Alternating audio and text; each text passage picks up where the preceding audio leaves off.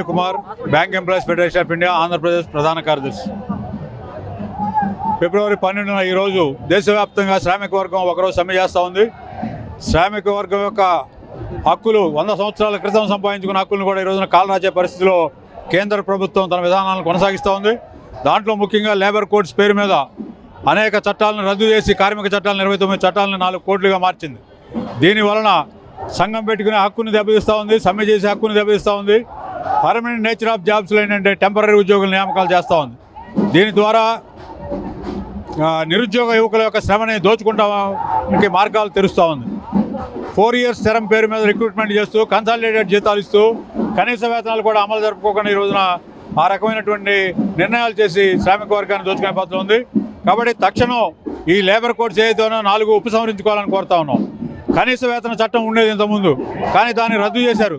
రోజుకి 178 రూపాయలు కనీస వేతనంగా నిర్ణయిస్తామంటున్నారు. అదేమంటే డిమాండ్ సప్లై ఆధారంగా వేతనాలు నిర్ణయించబడతాయని చెప్తా ఉన్నారు. డిమాండ్ సప్లై బేస్ చేసుకుని నిరుద్యోగ యువకుల యొక్క ఉపాధిని దెబ్బతీస్తూ ఈ రోజున అతి తక్కువ వేతనాలతో బానిసలుగా మార్చే పద్ధతిలో ఈ చట్ట సవరణలు జరుగుతూ ఉన్నాయి. కాబట్టి ఈ చట్ట సవరణ తక్షణం ఉపసంహరించుకోవాలని ఈ రోజున శ్రామిక వర్గం మొత్తం ఏకోన్ముఖంగా డిమాండ్ చేస్తూ ఉన్నటువంటి పరిస్థితి ఈ రోజున ఉంది.